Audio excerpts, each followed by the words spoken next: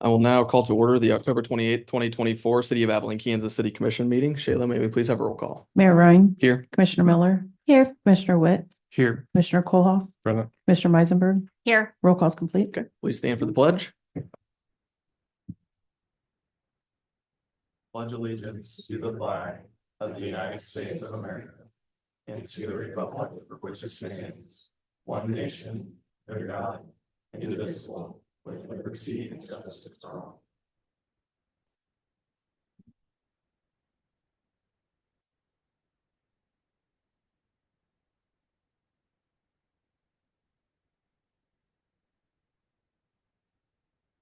All right, and our next item is approval of today's agenda, and I would make a motion to approve that agenda with the addition of item 6B, the American Legion proclamation. And I'll second that. Motion has been moved and seconded. Do we have any commission discussion?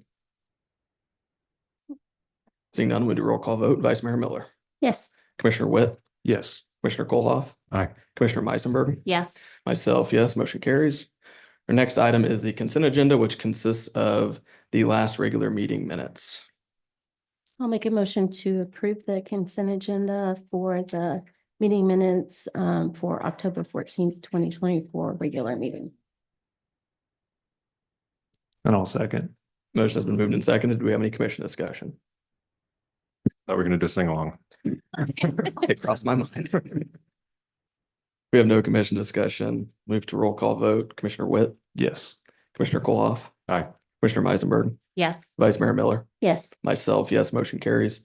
Our next item is 6A, public comments and communications. Under public forum, this is a time if anyone would like to address the commission on an item not on our current agenda, they may do so. Do we have anyone that would like to address the commission on an item not on the agenda? Mr. Mayor, I'll be addressing the commission on an item not on the agenda. Okay.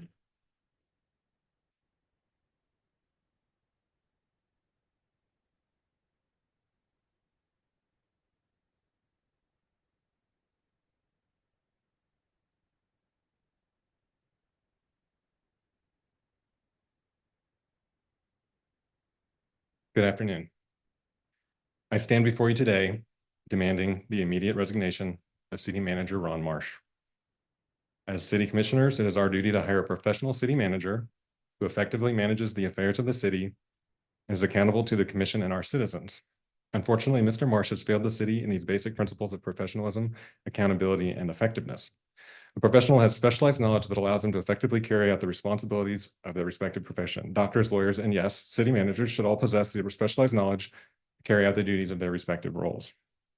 Mr. Marsh did not have the requisite training and degree stated on the job posting for this job, a master's in public administration, and he does not have them now. Mr. Marsh's training is a certificate class that he requested, and the majority of the city commission agreed to pay for with taxpayer dollars.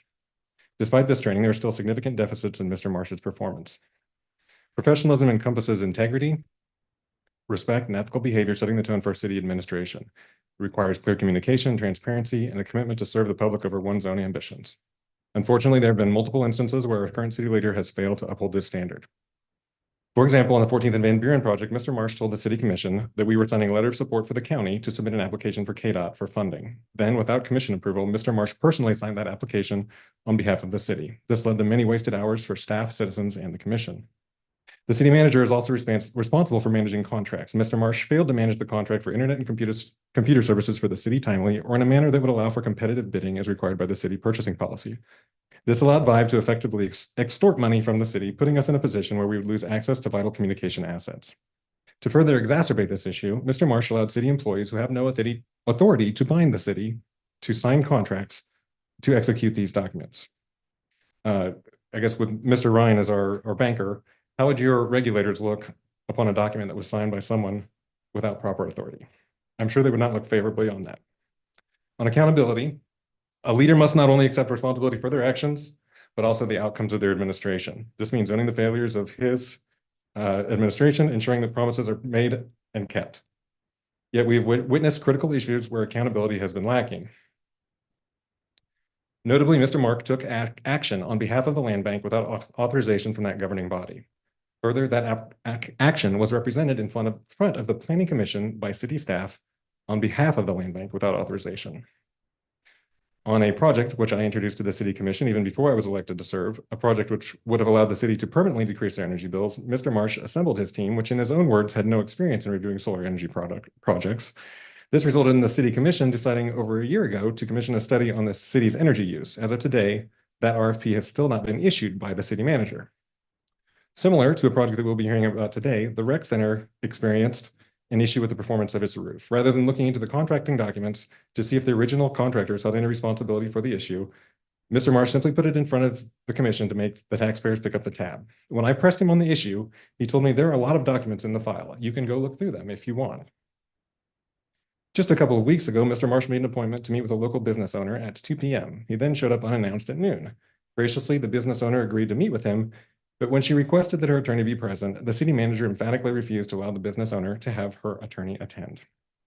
Unfortunately, I only have 3 minutes, but there are multiple more examples that illustrate the same behavior and lack of basic skills needed to effectively execute the duties of this office. We, as a city and a commission, can no longer turn a blind eye to the many failings of our city manager. Wanting to be better is not in the job description.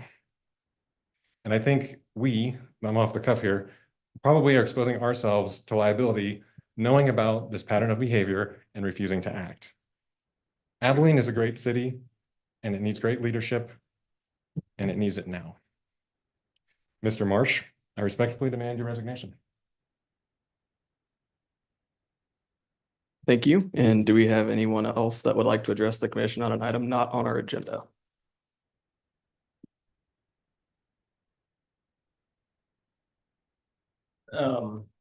Fire Chief Cale Strunk.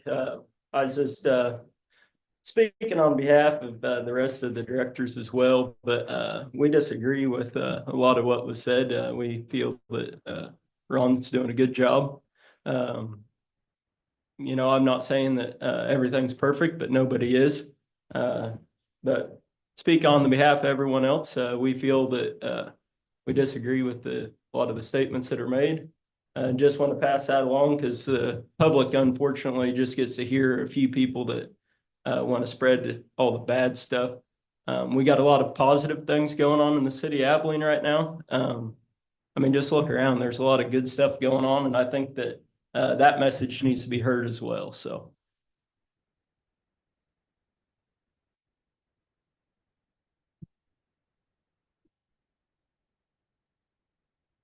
Thank you. And is there anyone else that would like to address the commission on an item not on our agenda? Okay, seeing none, we'll move into 6B, the American Legion Proclamation. Whereas the poppy is the memorial flower for America's war dead that began as a tradition in the years following World War I, and whereas the American Legion Auxiliary adopted the poppy in the 1920s as its memorial flower with which they pay tribute not to just America's war dead, but to also aid living veterans and their families and to their surviving families and orphans. And whereas the donations they received are used for their children and youth programs, the Legion's Veterans Affairs programs, and for the care and rehabilitation of disabled veterans and Veterans Administration hospitals, clinics, and soldiers' homes throughout Kansas and across America.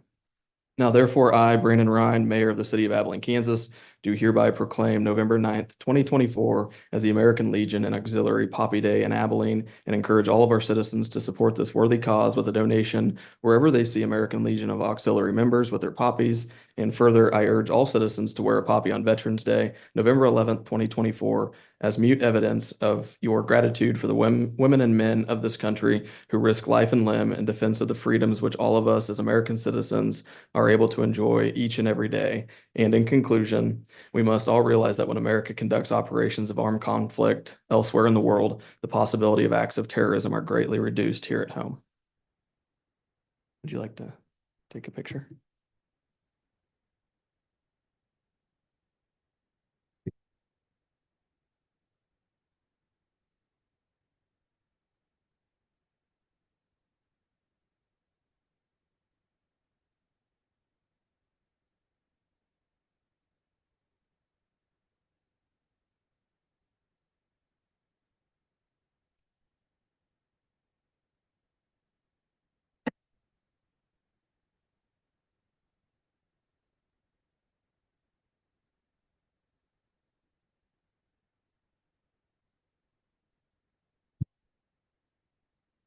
All right, our next item is 7A, consider approval of resolution number 102824-1, a resolution providing for an adjustment to the pay plan of the city of Abilene, Kansas to ensure appropriate compensation for city employees as compared with the comparable labor market. City Clerk Moore.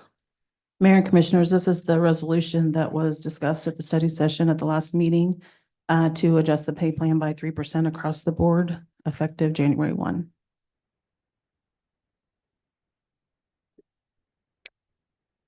Have any questions for staff? I'm curious, when we discussed this actually, I think it was in the first pay raise that was approved this year. I requested the League of Kansas Municipalities study. Did any of you get a chance to review that?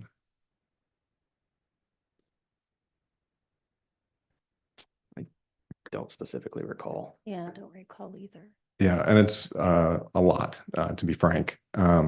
I guess I would like the opportunity to compare those. It's not in the same format as the information that's presented here for the city. I will tell you my inclination is to approve it, but I want to check the data first. So if I guess a majority of you are amenable, if we could table it for 2 weeks, first meeting in November. Nope. Second meeting would probably be. That'd be plenty of time to get it approved before end of the year. This is only for 2025, correct? Okay. I would make that motion if we can get a second. I'll second that. Motion's been moved and seconded. Do we have any further commission discussion? I do have a quick question for Shayla. When is that, I guess, drop dead date that we need to have an approval on that to go into effect for that 2025 payroll? I'm assuming it's not a cut. Probably the first meeting in December. Okay. I will want to point out that part of the pay plan study that we paid for in July recommends that we increase it by the cost of living adjustment each year. And that is what this is doing. So I feel if we don't pass it, we're just going to fall behind again like we were before. Just to be clear, I don't have it's not my intention to not pass it, but I didn't get a chance to review that study. We didn't actually have the study in hand when we approved the last pay increase. And I feel like I need to do my due diligence.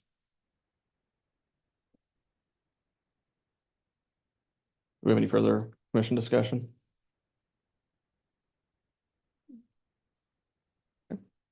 Seeing none, would a roll call vote? Commissioner Kohlhoff. Aye. Commissioner Meisenberg. Now, what are we voting on? To do the study first? Table it till. Okay. Can you restate that in your? I believe it's the 25th. Is that correct? November 25th? Okay, Yes, I'm sir. gonna vote no, because I think we should just go ahead and pass it. Vice Mayor Miller. I'm gonna vote yes. If it's within the time frame, then I think it's worth it just to check it out. So I say yes. Commissioner Witt. Yes. Myself, yes, motion carries. Next item is 7B, consider approval of resolution number 102824-2, a resolution authorizing and providing for the calling of a special question election in the city of Abilene, Kansas for the purpose of submitting to the electors of the city the question of imposing a 3 1/2% 0.35% citywide retailer sales tax for the purpose of funding recreation facility improvements to include multi-purpose fields and providing for the giving of notice of said election.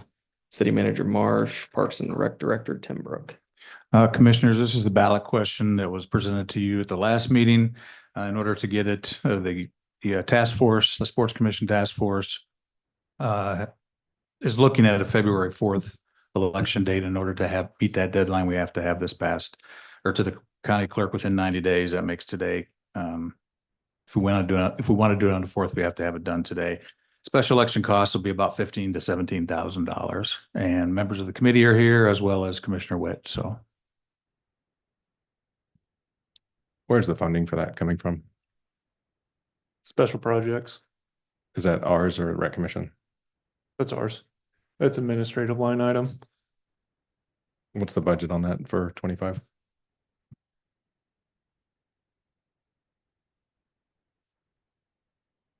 we have any other questions for city staff? yes, 25,000. Just a couple of general questions. Is there a reason we're choosing that date, or are we just choosing the first one that's 90 days out that we can hold it? I think it was a matter of timing to where this could make it on a study session and then make it to this meeting. And if there was, and that's just how it would time out. Is that right? Right. I might be kind of a finer point. February is usually one of the coldest days. At the beginning of February is probably the coldest week of the year. I don't know what the goals are, but if there's not an urgency, it's still Kansas. It could be just as cold in March, but just April, May, you never know. Potentially planning for weather that's more amenable to turnout.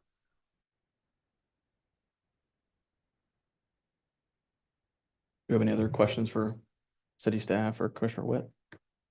I just wanted to reiterate some of the points along with this again, because this has been a topic in front of the commission for quite a while now.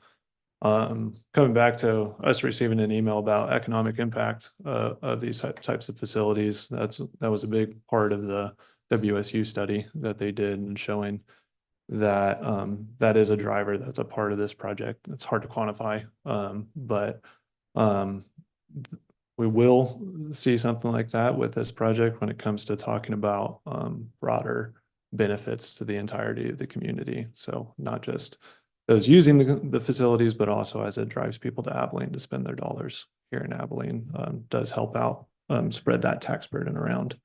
And coming back to the points that I was talking about last meeting, the facilities need work. It's a matter of how we fund that work. And my preference is to be able to do that with sales tax over property tax.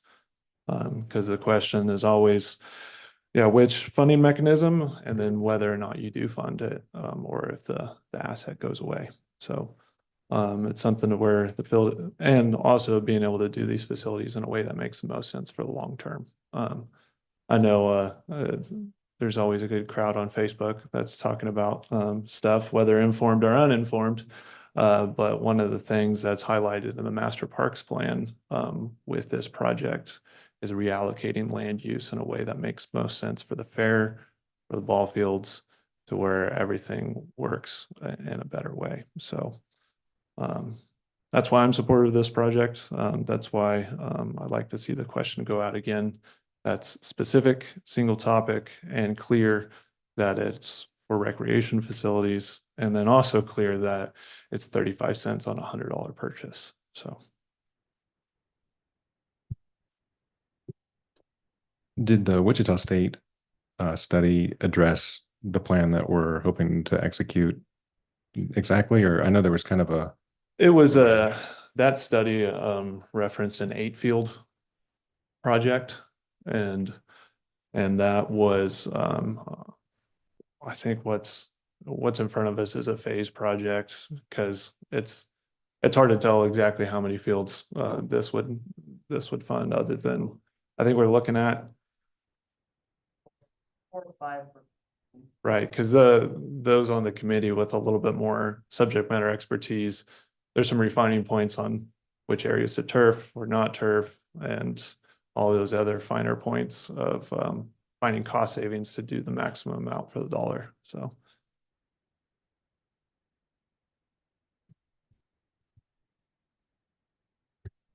Kind of along with what you're saying, I think I stated this in the study session too. I do think the more concrete you can get with the plan and telling people exactly what the plan is, I think the easier it would be to vote for it. And so I think I felt like that was a shortcoming in the initial vote, and I'd hate to see it fall short for the same reason.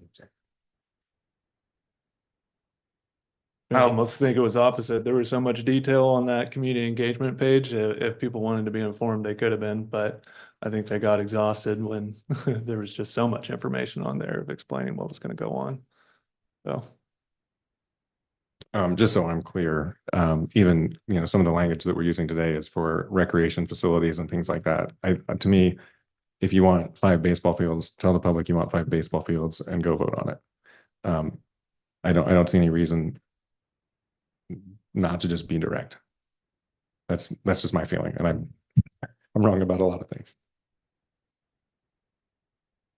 Any other or further questions for city staff? None, I'd entertain a motion. I move to approve resolution number 102824-2. I'll second that. Motion's been moved and seconded. Do we have any further commission discussion? Just had a couple points. In reading the updated ballot language, I do like the fact that it's more all encompassing, talking about recreation facility improvements and multi-purpose fields, because when you're looking at turfing these fields, it's not just for baseball and softball. There are a lot of other soccer, flag football, a lot of other activities that I'm forgetting that will also be able to benefit from this, and will also be able to play in different weather situations that we have, or as right now they can't. So it is, there's definitely some intent behind facility improvements and multi-purpose fields, just to get that out there. It's not just for one or the other. So, and I also wanted to mention that I like the cost example in there, because it does walk through the exact, and I know especially on longer ballots, sometimes those, 0.35%, sometimes that can, and I think we heard that some people were thinking it was $35 in tax for every $100 purchase, but just breaking that down to objectively show that it's 35 cents for a $100 purchase is what you would actually realize. So I think just making those couple tweaks in there, I think will help the transparency of it and help everyone be able to see what it truly is for. So, have any further commission discussion? Seeing none, move to roll call vote. Commissioner Meisenberg, Yes. Vice Mayor Miller, Yes. Commissioner Witt, Yes. Commissioner Koloff. Aye. Myself, yes, motion carries. Our next item is 7C, consider approval of the new urban boundary recommendation from the Kansas Department of Transportation, KDOT, and the functional classification changes listed. City Manager Marsh and Public Works Director Anderson. Commissioners, this is the federal requirements that were presented to you last meeting. You have the new urban, or the proposed urban boundary map, as well as the functional classifications for our road. It's required by the Federal Highway Administration to be done after every 10-year census, or updated. Once approved by the governing body of the city, then it'll head to the county commission for their approval. And Public Works Director Anderson's here if you have any questions. Go ahead. Probably gonna allude to yours. I did want to ask a question to Public Works Director Anderson on Commissioner Koloff had a question on some verbiage that was included in that initial packet, and I was curious if you had some clarification on that. Correct. Good afternoon, commissioners. Yeah, so I made contact with KDOT, the actual engineer that's in charge of this program. I specifically asked him for some clarification on terminology that we were asked by you commission about the legal termination. His response was it's in reference to the fact that prior to the 2010 census, it was legal for a functional classification to drop one level when exiting from urban area to the rural area. And as of the 2010 census, the functional classification must remain consistent as it crosses the urban area boundaries. Minor arterials have to terminate at minor arterials and higher functional classification, and it's the same for major collectors. So it's a terminology of their categorizing is what it basically means. So I just want to reiterate that this is not necessarily specific city limit boundaries. It's an urban area boundary. I think the key thing there that we have to remember is by having something in the urban area boundaries, we then qualify for funding when it comes up for any projects in the future also. So.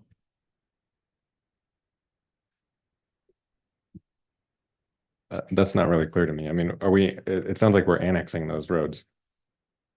At least the one 14th to from Fair Road to Van Buren, which is not currently in the city.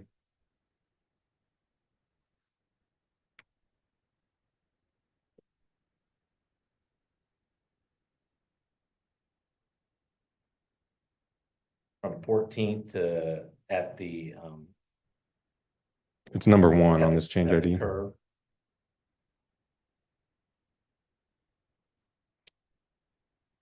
So it's first 14th Fair Road.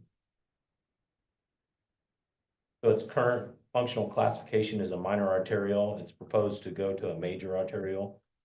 So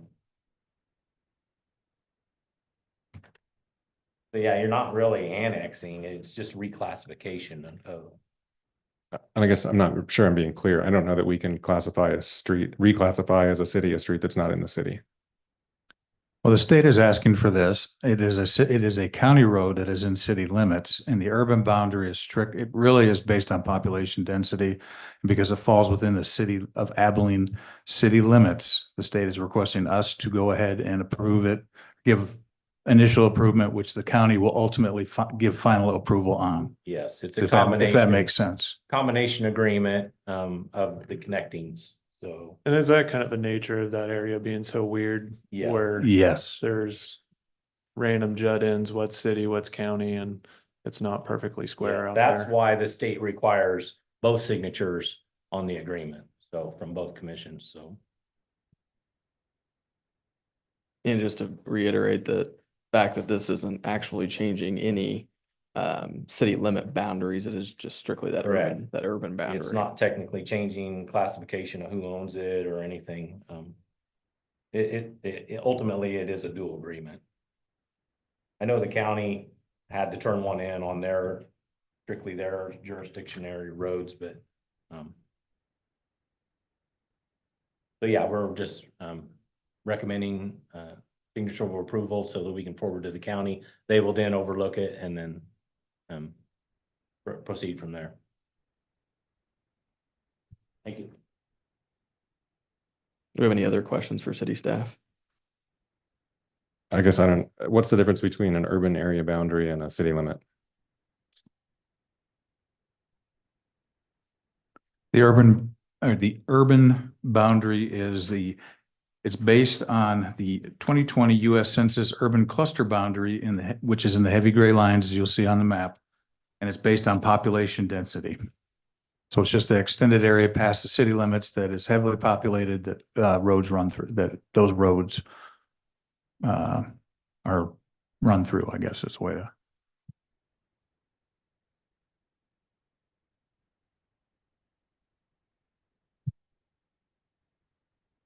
I'll make a motion to approve the new urban boundary recommendation from the Kansas Department of Transportation and the functional classifications listed. I'll second that. Motion's been moved and seconded. Do we have any further commission discussion?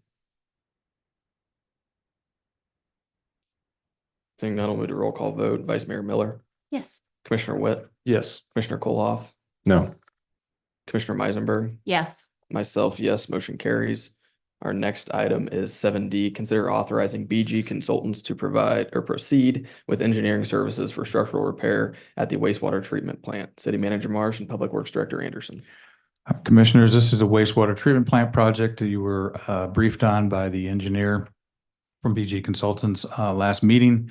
At this point, what we are requesting is the approval to move ahead with the engineering and design for option 2, which you were presented at the last meeting. And we're not asking to approve 181,000. That'll come later in a bid, whatever that may be. We are asking for approval of approximately, let's say $50,000 for engineering services to start this process.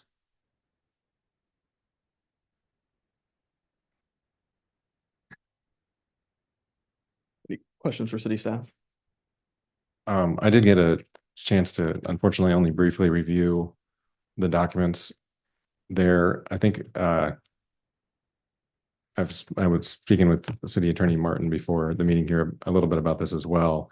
I think there's probably more questions than answers after my brief review.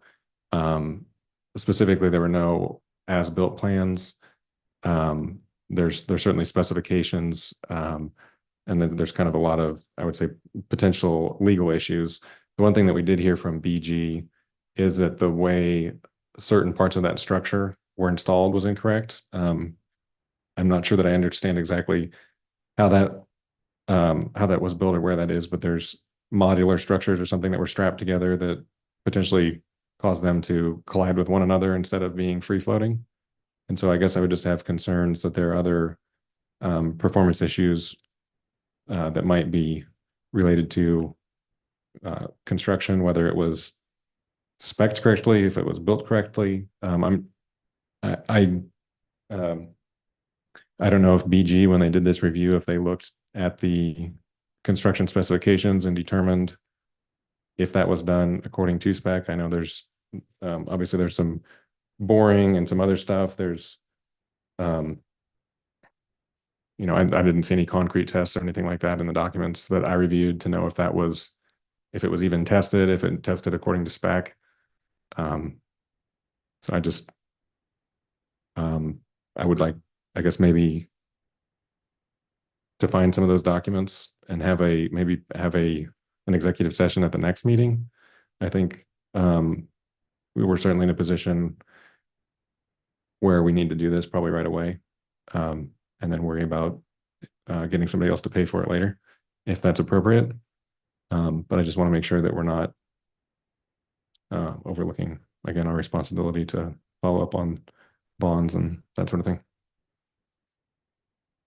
And I guess I'll look to City Attorney Martin first. So obviously this project that we had BG look into, it's something that is fairly time sensitive. It does need to be done.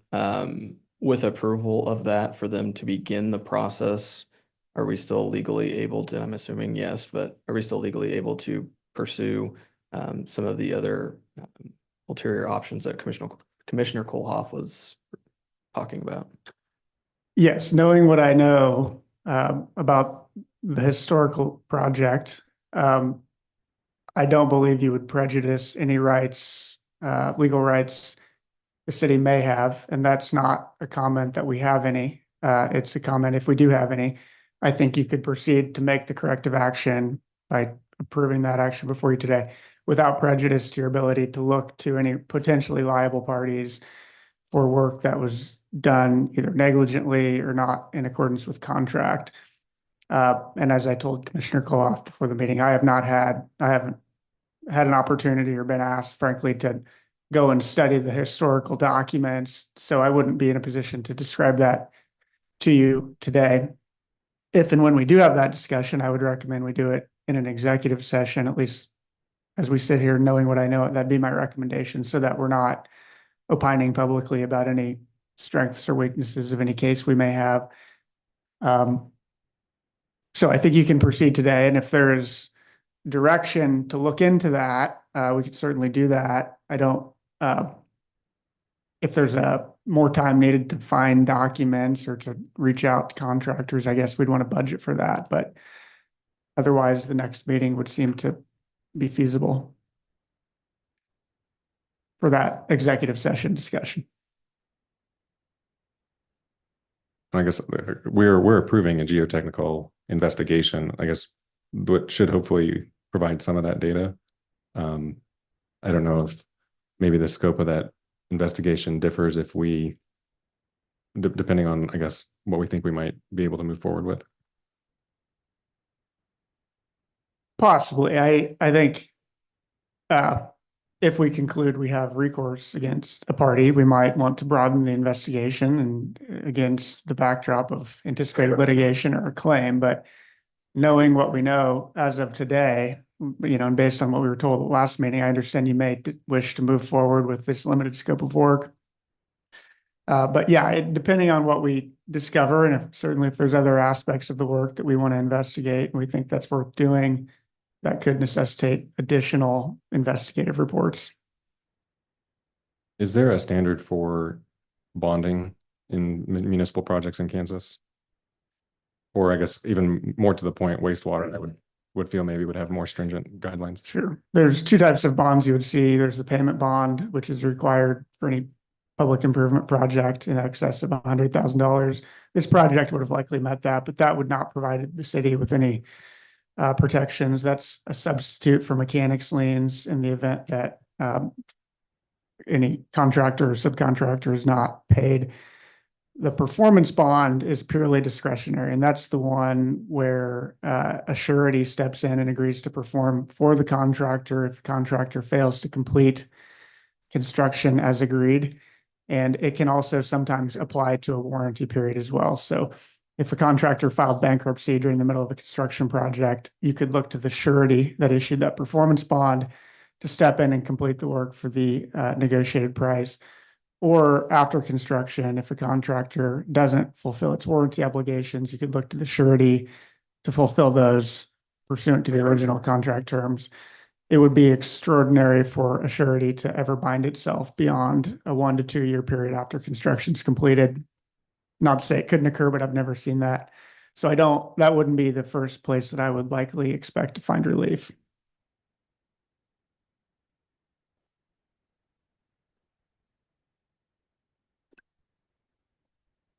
Have any further questions for city staff? Where's the funding coming from on this? It'll be the wastewater treatment or the sewer reserve fund, wastewater treatment plant reserve fund. Do you have the balance on that one, Leanne? Was Give me 1 second. on there, it shows 029 sewer equipment reserve on the, okay. Yeah, I don't want to say without double checking. I know the sewer reserve itself is quite healthy.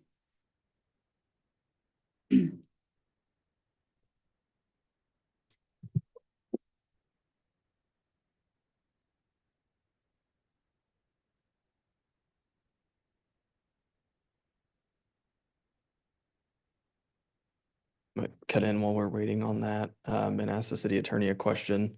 Would it be appropriate to approve 7D with the caveat and I guess instructing you to pursue looking into the questions that Commissioner Koloff had, if we have any recourse for the previous construction?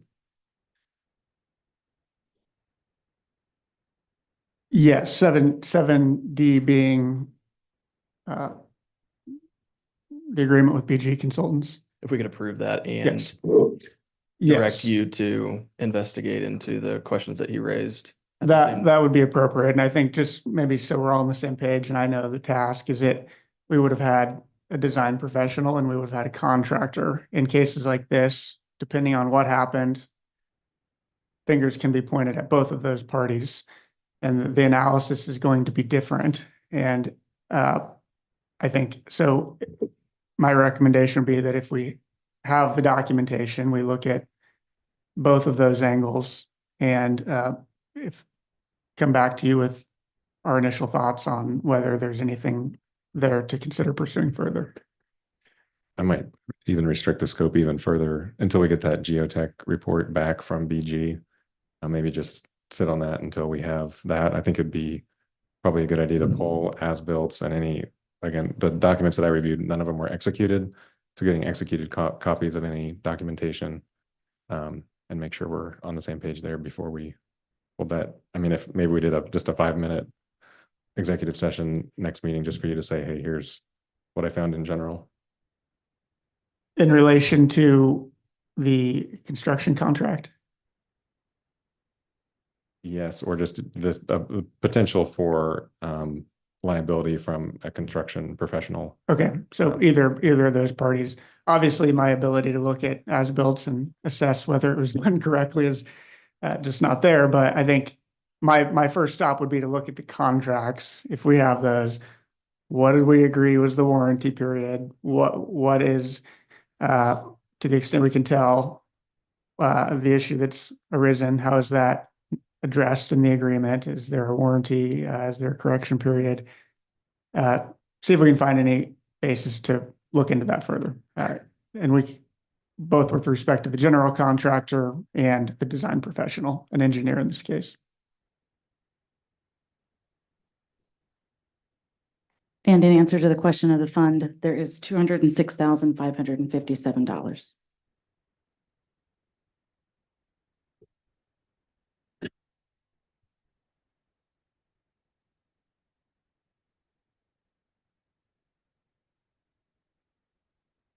Do you have any further questions for city staff on this item?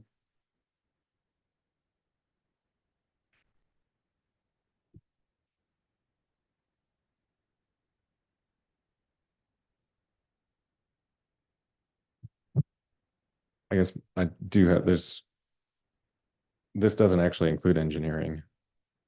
This bid is, I think The bid is 181, but there's supposed to be another 50,000 in engineering. That's what I said, Commissioner. I said, this is not asking for 181. It's asking for 50,000 for the engineering. That was in my introduction to this item. Okay. I guess the point I'm making here is that our account has $206,000 and we need 230,000 to complete the project. So I just want to make sure we're cognizant of that.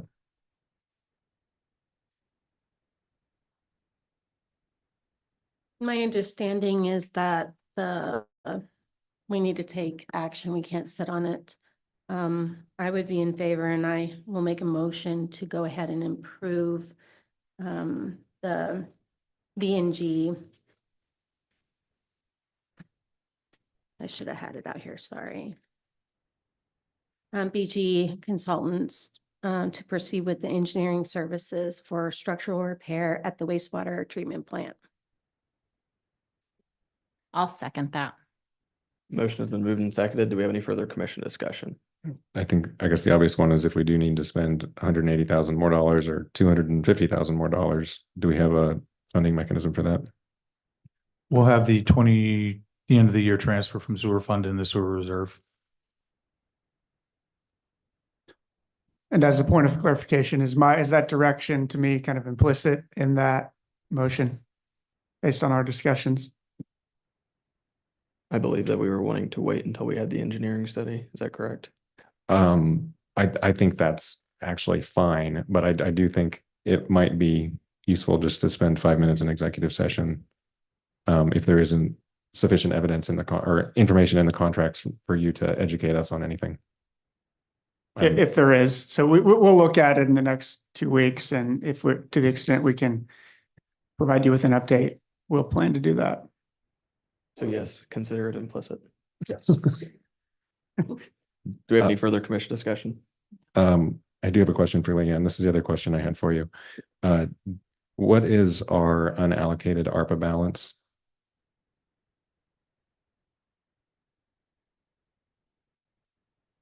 Pull that back right up. Tell me right there. $134,000. I'm not sure if our commissioners are aware, but we have to have that allocated before the end of the year. I believe this would be an expense we could use that for. If the commission's amenable, I might suggest we pull it out of that fund for this 50,000. Not to step on your motion. Commissioners, that would be fine. Just, I want to make you aware, we are going to pull 25 out of that to put into our alley and grab a rock fund, which has been seriously depleted due to the weather and some other things this year. So we got to make that line item healthy in public works, but there should be plenty for that $50,000 for the study.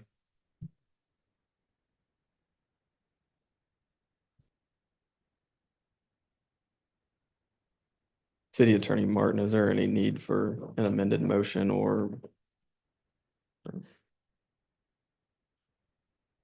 The motion doesn't specifically state which funding mechanism, so. Right, unless there's an ARPA requirement, I think the source of funding is not something we would typically designate in approving an expenditure. So you're welcome to, but I think it's fine as is. And the only reason I would recommend it is if there's an ARPA specific requirement. Do we have any further commission discussion? Would you want to amend that motion just to be clear that it's coming from ARPA funds in case there is any requirement? I don't. The only time there'd be a requirement is if we'd received over $10 million, but we did not. So. Do we have any further commission discussion?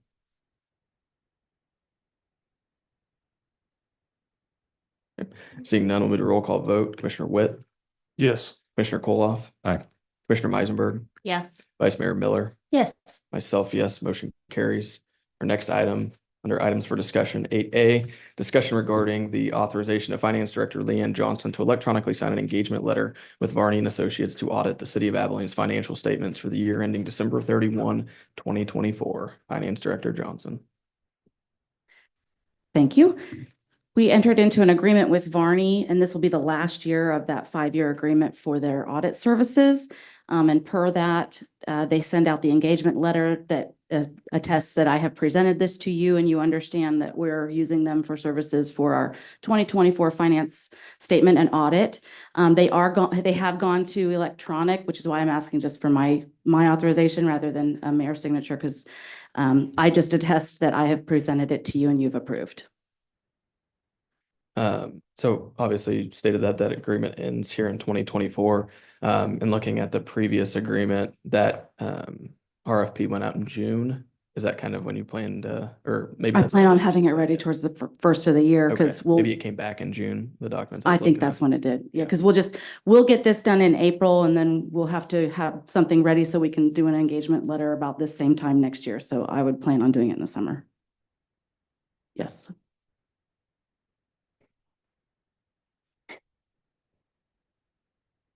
I'll make a motion to authorize the finance director to electronically sign the engagement letter for Varney and Associates to audit the city of Abilene's financial statements for the year ending December 31st, 2024.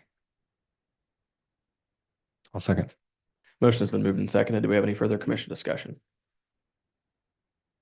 Seeing none, would you roll call vote? Commissioner Koloff, Aye. Commissioner Meisenberg, Yes. Vice Mayor Miller, Yes. Commissioner Witt, Yes. myself, yes, motion carries. Next item is 9A, City Manager's Report. City Manager Marsh.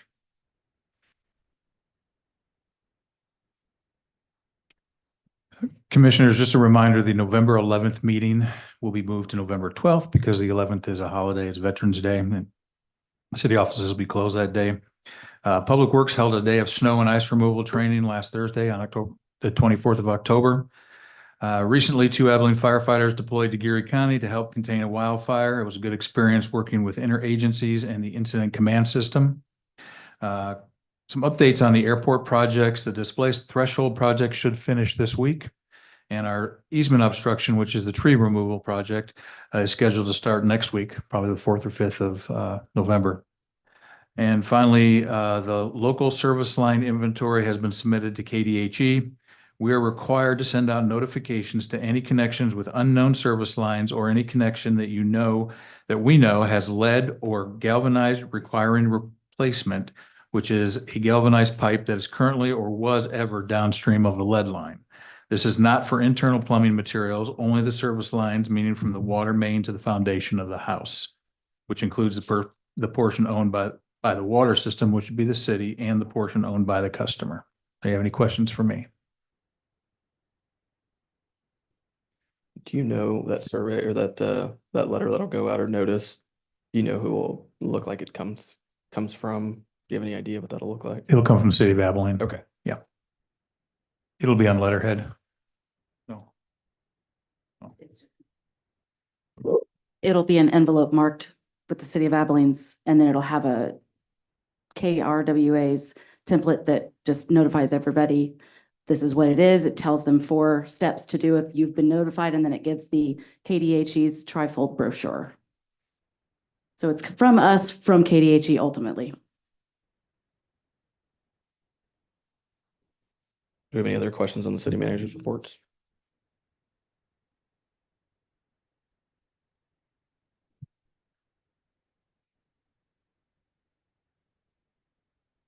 Next item is 10A, recess. 10 minutes, 5 minutes? Your preference? I'm good with that. Five or less, yeah. 5? All right. I move that the city commission recess its regular meeting and for 5 minutes resuming the study session here at 4:55. And I'll second that. Motion has been moved and seconded. Do we have any further commission discussion? Seeing none, we'll do roll call vote. Commissioner Meisenberg, Yes. Vice Mayor Miller, Yes. Commissioner Witt, Yes. Commissioner Koloff. Aye. Myself, yes, motion carries. We are in recess.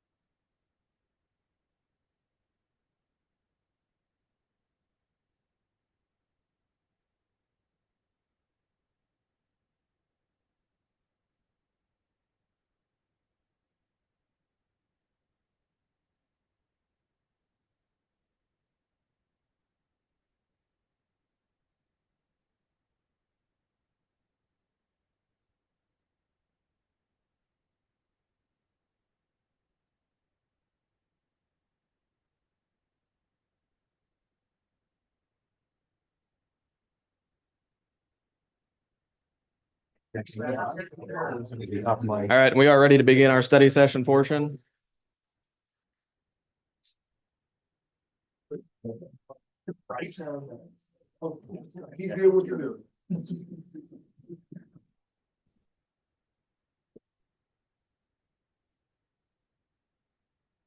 We'll now call to order the October 28th, 2024 City of Abilene, Kansas City Commission study session.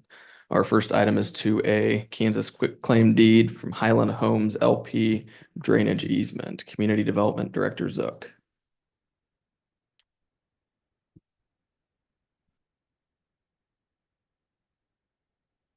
Good afternoon. All right, so this item first came to our attention in the spring when Abilene Court Senior Living Housing on 21st Street needed to, or requesting to add a sanitary sewer easement within the existing drainage easement. So let me get this here. So currently I attached a photo in here as well because I'm a visual person, but you can see back here the Faith Avenue kind of where it falls along. And then on the existing documents, the exhibits that show where that drainage easement is currently. So in conversations with Dan Hopkins, he is the co-manager of Highland Homes LP. He indicated that he would like to transfer the full title of that drainage easement area to the city instead of having just the drainage easement in place. So before you is the Kansas quitclaim deed and the exhibit for that transfer. If you have any questions, I can try to answer those. Carrie, it's my understanding that the city is required to maintain that easement anyway, so it's really just kind of a formality. Yes, that is correct. And he, as he indicated as well, he doesn't pay property taxes on it. It's just kind of getting rid of that residual. As you know, that that parcel is currently for sale, so that will kind of help with that sale. So Yeah, and thank you, Commissioner Coyle, for stating that. That was what I was going to mention as well. So On that note, I am the listing agent for that property. I don't believe that creates any conflict of interest, but I'll look to the city attorney if you think there's. Well, it boils down to whether you have a substantial interest in Mr. Hopkins' entity, which is a function of whether you've received certain thresholds of compensation from him in the preceding 12 months. And it's hard for me to make that determination, but that would be the assessment that we would need to make in order for you to participate. I don't believe, the way I read it, I don't believe there's any conflict of interest, but just wanted to confirm with you. Thank you. and then just wanted to point out for the record for clarification, it was originally under Abilene Court. Now it's Abilene Terrace. that is correct. Yep. Yes, name change. Have any further questions for city staff on this item? Nope. Okay, thank you. Okay, thank you. All right, our next item is 2B, printing and mailing RFP for utility bills. Finance Director Johnson. Thank you. Background, prior to the ERP software that we implemented over the summer, specifically the utilities in August, the city used to print postcard utility bills in-house with the previous legacy software of Banyan. When we were deciding the bill options, the city chose to optimize the ability to notify residents with important city communication on future bills. So it was decided to convert the bill size from that postcard to a standard 8.5 by 11 sheet of paper. It's also to be noted, we used to have 4 to a postcard. It would have gone to 3. It would have been a different size had we chose to go with the Tyler postcard size. The previous 4 to a page left very little room and options for communication or notification outside of the utility billing information. With the change, the city continued to print and mail the utility bills in-house for these first few new billing cycles. In this software, prior to ordering any equipment that might be helpful for that particular service to be continued by our clerks. We wanted to understand the process. We wanted to know how much of an impact it would have on their time prior to doing any of those large purchases. The city owns a small folding machine, which has been used in the interim and been very helpful, but it is smaller and it does like to jam. So when looking at the in-cost considerations, to purchase a folding machine that would fold it and stuff it, because we would be doing that with about 3,200 bills, and we'd do that once a month. We also do 650 delinquent notices around the 25th. That lower end machine is about $10,000. Looking at the research, I would, if we were to continue in-house, I would go with probably a better machine, just because we would then be responsible for that maintenance and care of. The printing of the paper and the ink would currently cost $1,622. Envelopes are $4,676. Our postage, because we don't have that higher volume, our bulk mail postage is a higher rate than what we would get with one of these other vendors that we'll be discussing. So that current postage is $34,362. This is all annual, by the way. So the total cost, not including the purchase of a machine, if we continued to in-house this, would be $40,660. In sending out the RFP, I sent it out to local vendors that I could find, including the Abilene Printing. I actually spoke with Sean personally. He did decline just because it's not his forte. He didn't want to cause any problems with customer service with that thing that he is not necessarily I don't know, he didn't call himself he does do smaller billings like that, but he didn't want to do a larger billing, commit himself to that. I did find a couple places in Salina to send to. They did not do that as either. They sent that out. If they had some in-house type utility billing, they would send it to a different vendor. So these all ended up being people that either found us through some kind of a tab room or a bid room, or because I sent it directly to them because I did kind of find out what were some of the top people that people used. So I sent it to 12 vendors. 6 were received. Several of them I actually did not send it to. They found it through our website anyway. I have the bid tabulation. I was able to compare pretty much apples to apples in comparing all of the pricing that they gave me. And I did confirm with every single one of them that I did the calculations of what I would think the annual cost with their particular pricing list would be. So based on, they all have the same, I mean, they can meet all the specs. They can come within 48 hours of me sending that particular file, getting it sent out. The lower cost of the postage, because they all were the certified full service mail providers. I recommended going with, I think InfoSend was the cheapest. Again, I just based it strictly apples to apples on cost. And if we were to go with that, because they can get us such a cheaper amount for that bulk rate, we would find ourselves in a little bit of a savings rather than doing it in-house. And it is a lot of time. When we did the postcards, it would be about an afternoon or a morning that it would take one of our clerks to do. But now the fact that we do have to fold it and stuff it, it's 9+ hours. So it was a lot more time, and I knew it would be, but I wasn't sure how much. And if it's once a month, I thought, well, we could probably all just kind of all hands on deck and do it. But I think it's well worth looking at this particular service and sending it to somebody that knows what they're doing and gets us a better bulk rate. So I'll entertain any questions. Yeah, if you don't mind, I'll jump in here. Are the estimates based on actuals, or is there a minimum within those? I guess kind of as a follow-up, I would assume that the new, that Tyler has some mechanism for e-billing. And We already use the emailing, yes. E-billing. Yeah, we have that option if people sign up for it. We haven't really been pushing it yet because a lot of people still do get both. I mean, ultimately, we could go lower as we promote the e-bills and have it be a one choice or the other. I haven't forced that issue. I mean, we could see a cost reduction in that.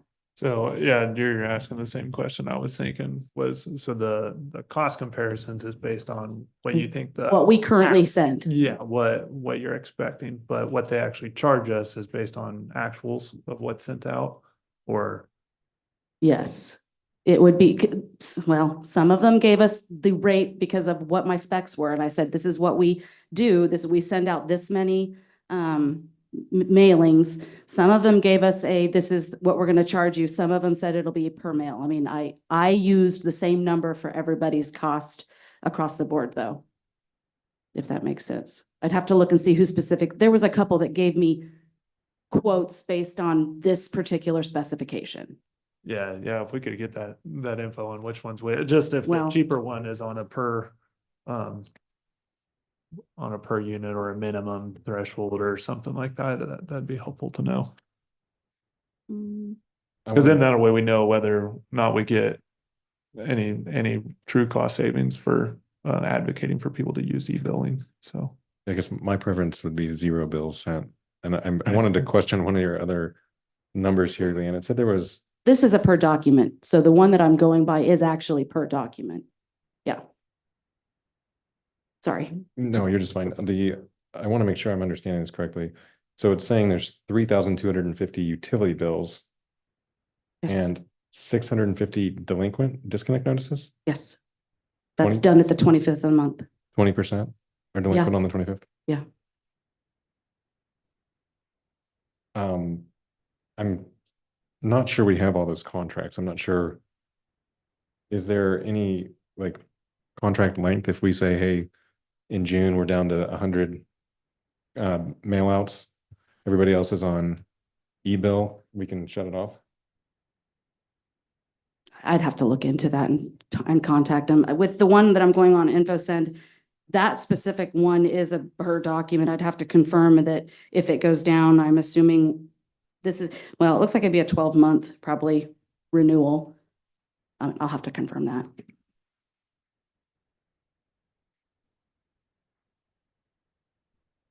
So upfront, and we've discussed this, but we're realizing a one-time savings of $10,000 to $20,000, depending on the folding equipment that we'd have to purchase. Yeah, because we'll have to end up sending some amount of bills every single month. But to be clear, we could also do trifold postcards, correct? That is an option. No, we did not. Not That's trifold not what we postcards, but chose. we could do, you were saying there's 3 to a page for No, there. that we did not choose that. I'm saying we do these bills now. This is what we went with Tyler. We had to make that decision. What? It would be I would have to look at the cost change because that would be a change in our Tyler contract. But we'd be able to do that on a postcard rate as opposed to a mailing rate. Also bulk.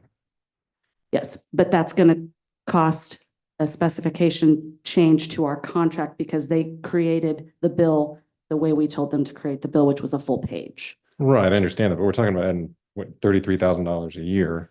If we Yeah, can, I'm just saying that'll be about a $3,000 to $5,000 change order for our Tyler contract as well, just to take that into consideration. how much, I'm sorry? Probably 3,000 to 5,000 is what they tell me when there's a change to any of those specs. Because right now we had them create us a page, a utility bill page, we did not choose to go with the postcard. That was something we had to choose prior to conversion and implementation. And the intent behind that is to get better communications. Yeah, So 'cause that's something That way we could put inserts in as needed rather than paying for the inserts that cost $3,000 to $4,000 if you want to send a special mailing. Off the top of your head, do you remember for those old postcards, what was the annual cost for that and The materials? previous, if we were continuing with how it was, I came up without looking at specifically ink and all that, but just using the envelopes, the cost it cost to purchase those postcards, and the postage, it was around $24,551. That's what we would typically have spent. For the postcards? Yes, And then that doesn't include the past due notices. that included the Oh, past that due is notices. included. That was our monthly cost with what it cost to purchase the box of postcards, what it costs for our bulk mailing, which is pretty darn close to the actual cost it sends to postcards. That's what it came out to, is $24,551.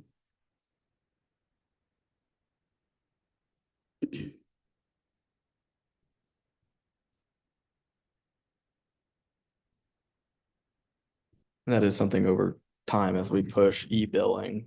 That is always our plan. Really, yeah, realistically, that could drop considerably, and then we'd be in a position where we could, depending on how this contract is written, but at least in 12 months, we'd be able to send out an updated RFP with updated numbers if it's.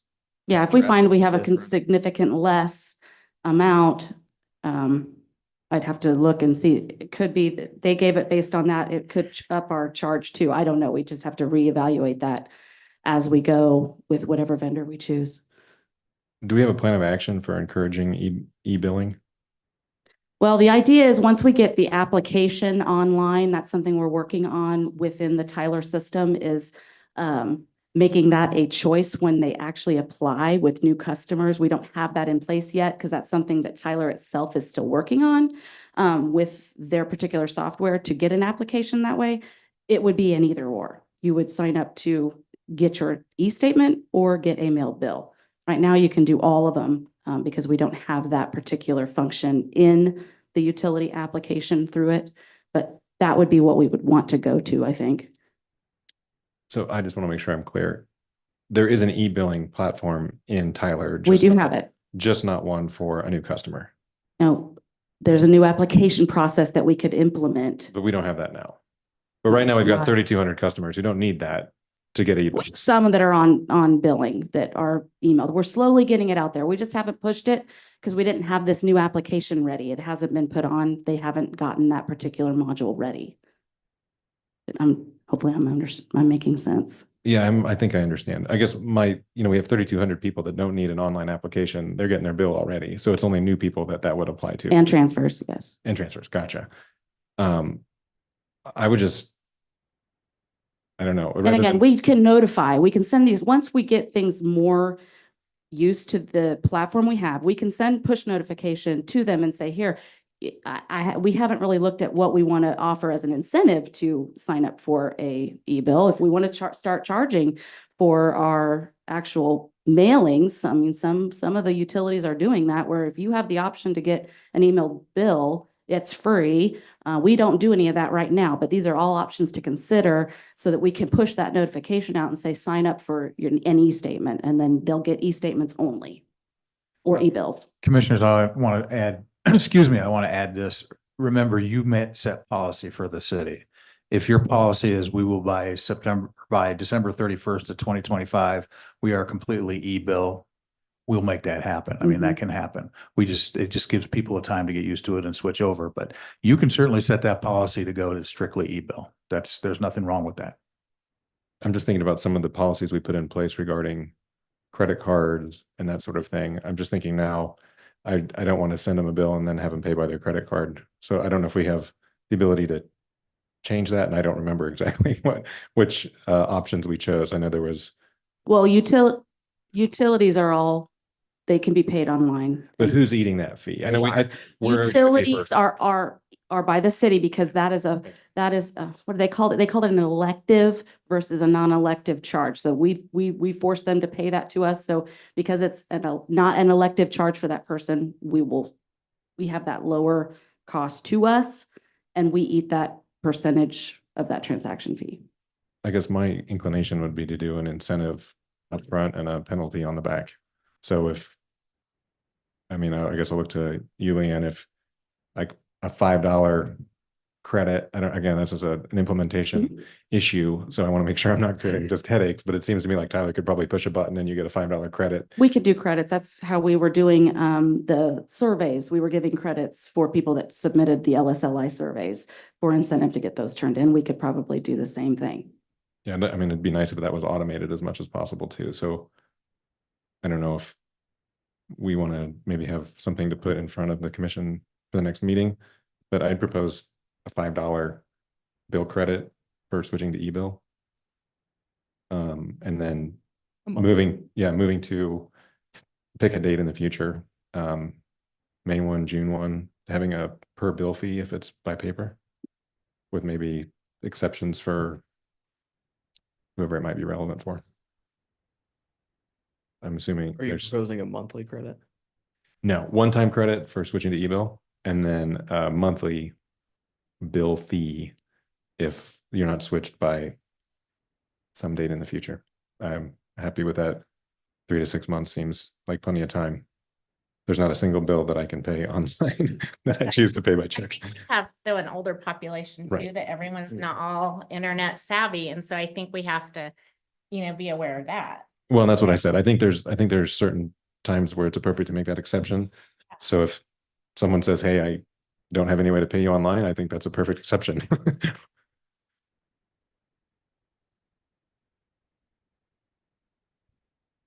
Yeah, I think that's certainly something we can look at as a policy level decision, to look at, I guess, increasing that e-billing and online payment piece of it. Yeah, I think it's just so many things are new right now. I think it was just one bite at a time. And if I may, I know we're still working on pretty large punch list with our utility module. I know you asked for this for in a couple weeks. I'll be honest, I don't know that that's something that we'd be ready to try to force to put that credit in within a couple weeks, because I'm still trying to, I have withheld payment because we're still working out some things with our packets for our monthly bills. So I'd like to see that in place a little bit better before we really change any policy. But again, I will go at your discretion, but right now Megan is she's very overwhelmed with some of the issues that we're still having. I guess Leanne, I'm not sure how the back end works, but it seems to me that Tyler should be able to put that credit in. It shouldn't be something that you would. Well, we'd have to process it. We as a utility clerk it's our customers, we would have to process those and turn them into. I hear what you're saying as far as process, but it seems to me that the system should be able to say, hey, I'm on e-bill, I get a $5 credit one time for signing up. And You're right. Okay. And I wish you could be on some of my phone calls and say, yeah, your software should be doing this. It's not really quite as easy as that. I wish it was, but. Again, I'm looking to my fellow commissioners here. What is the burden to create a push for e-billing? I mean, it sounds like I hear what you're saying. There's a lot of stuff going on. We'll figure it out. Honestly, I was just putting that out there because I'm also getting ready to be going on medical leave, and I just want to have things in a row and ready for Megan. I don't want her to be overly burdened. Because we're still trying, like I said, we're still working on a punch list of items. When would this outsourcing, obviously we discussing it now, it'd be on the agenda in 2 weeks and a day. When would that outsourcing actually go into effect if we were to approve? As soon as possible, we would probably get it within within 30 days of having the approval from the commission to reach out and get going. Some of them said it could be pretty quick. Some of them said it'd take about 30 to 60 days. It just depended on who we went with. I think InfoSend was one of the ones that they had all the information from what I sent them, and they said we could just get started once a contract was signed, but it will and it will take a while to get statements to be emailed. It's not going to be an overnight thing because it is something they have to go in and sign up for themselves. They elect to do it. And I'd love to be able to say, if we have an email, we can change that, but they have to elect to do it. So they'll have to call us or have to sign on that particular software to get it that way. So we are looking at still a big burden of utility bills, probably for at least the next 6 to 8 months. Is there an ability to do that by phone, by text? We can do text messages if we have a valid working phone number on file. Can they pay that way? I mean, are they able to opt in? I'm just recalling, I have a couple things. To opt in, they have to go into the online payment site and register their account. But we can also do it over the phone and get them, but it has to either be them doing it on the registration or us doing it for them over the phone. So I think I'm misunderstanding you. Even if I'm an existing customer, I still have to do the application. No, you have to opt in. You have to opt in. Yeah. Okay. What do I need to do to opt in today? Like, just kind of talk me through that process if you don't mind. I will try. I'm not the one at the front end there. The municipal online payments is the one that you can go on to it's the pay a bill. But what it does is that you can register that. You don't have to pay your bill. That signs you up for your bill, period. It gets you access to your online bill. It gets you access to previous payments, all the things. And from there, you can then add your account to make payments. So really, everybody has the option to get access online to their payments or to their bills. And when we process an actual utility bill, it will be there for anybody to access. It will also be, if we have an email, it will be emailed to you once those utility bills are processed. But that's going on the online municipal payments. It's that pay a bill button at the very, very first home screen. And then as long as you have that registration in and you have an email on file with that particular account, you'll get an email bill. Or you can access your bills at any time. Does the city have a mechanism to do blast text without Yes. people signing up We can. to encourage them to do the e-bill? We can. Okay. With the text messages, there is a charge per text message if we decide to do a special notification like that. But it'd be minor compared to what we're talking about. Mhm. I know it was pennies on the cents, so. I guess before we get into a year-long contract, I would like, I mean, sounds like we're gonna be 60 days out anyway. When is it? When do those bills print and ship? Just, We do them the last day of the month. So I was hoping November would be our last, but if it's not till January, that's fine. I mean, we still have October. That's, well, I guess what I'm asking is can we do some sort of initiative here in October? And I don't know if it's too late to print or put stuff on bills or what no, we've got to and do. we could do that at any time as well. Because that's, again, we can add to the bills right now. Of course, people have to read them. That's another thing. Because we've let them know with our new bills, all this new information, and everyone that's called to say, I want to sign up for payments that I didn't know this. Well, we can only give it to you. You have to read it. But we can send text messages if we have that phone number on file. We can also send it out through the email if there's an email on file. We can put it on the bill. We can also put an insert if we wanted to. Sometimes it catches their eye if we have a special insert. Like right now, we have a 3rd-page insert that we insert with the online payment option. Kind of separates itself from the bill itself, just to kind of catch their eye. We can also do that. And maybe talk about if you sign up for an e-bill, we can give you the credit and we'll figure out how to put that credit on. Because I do think the incentive is there to get people to sign up for their statements online. And then we wouldn't have to pay for the postage because it wouldn't be mailed. I also think I'm making assumptions here, but maybe 20% delinquency seems really high. It's not. It's actually probably low. I was conservative. People take that date and know that they have until the 4th, so they don't pay it until the 4th. So when they have a balance, anyone with a balance gets a delinquent notice. So let's talk about that for just a second. If Mhm. the 4th is the delinquent date, are you mailing that on the 4th? No, it's 10 days prior. That's the shut-off date. Per our ordinance, we provide them 10 days before we're going to shut off that they're going to be shut off. But a lot of people understand that 4th as that's my due date to not get shut off, not the due date of the 15th prior. So that's why we have a lot of delinquents, because that's just, they've learned, they pay the late fee, they're used to it, and that's what they do.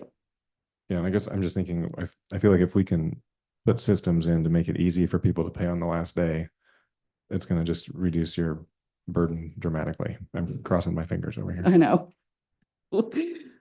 We try.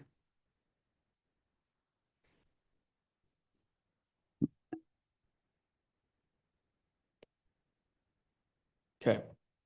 So I will come up with some information that you'd asked about. I'll give you the information about how much it would cost to push out a notification.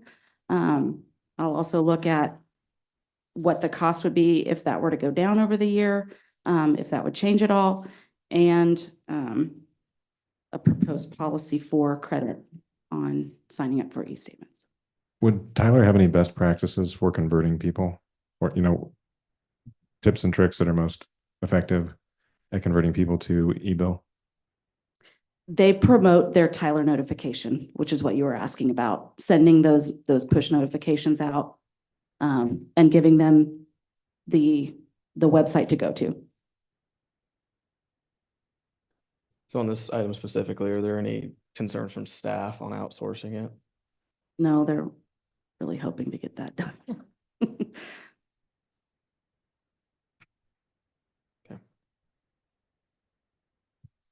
Do we have any further questions on that item? What is the threshold that the staff can do it in-house? I mean, I guess what I'm hearing a couple of things. Number one, the staff is already doing it. So technically we're already paying the people to do it. Well, we're doing it, but we really, as much as we do, we would need to get a machine that does the folding and stuffing. Because at this point, we're using a folding machine that really only folds 10 to 20 pieces at a time. And then we're stuffing the envelopes.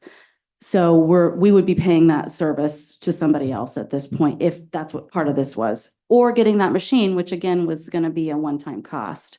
I guess I'm thinking a couple of things here. If we're doing 100 or 200 or 300 bills, you don't need a $10,000 machine to fold those probably. I foresee doing quite a bit of our 3,200 bills for a while. I mean, I know ideally we'd like to have as many people on e-bills, but I mean, realistically, I don't know how much of that we will actually get.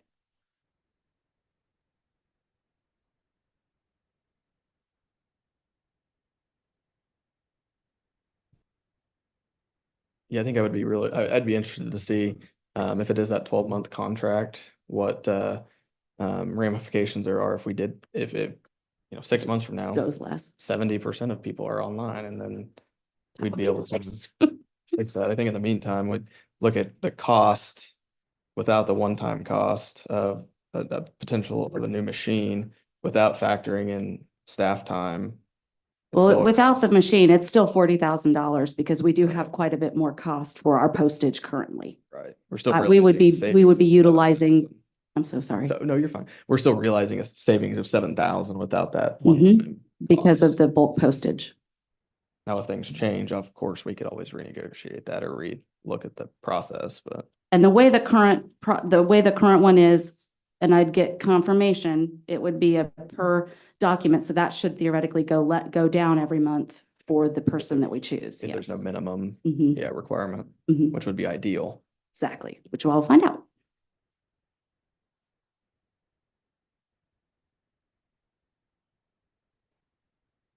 Any further questions on that? Okay, seeing none, we'll move to item 2C, gap waiver resolution, Finance Director Johnson. All right, this is annual. It's not something that's new. Got it. The city of Abilene elects to present financial statements and reports prepared on the basis of cash receipts and disbursements as adjusted to show compliance with the cash basis and budget laws of the state of Kansas. So to do so, each year, the city commission has to waive the requirements to prepare a financial statement and report that conforms with KSA 75-1120A, which requires municipalities to use generally accepted accounting principles, also known as GAAP, in the preparation of their financial statements and reports. The governing body of any municipality may waive this statutory requirement, and that is what is before you is a resolution to waive that GAAP requirement and report cash basis. Have any questions for staff on the gap waiver resolution?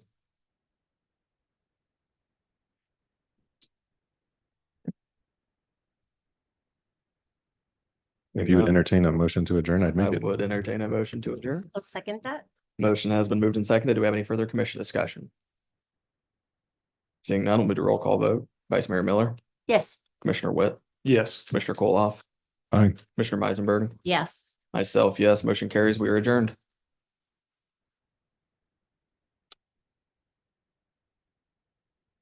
Yes.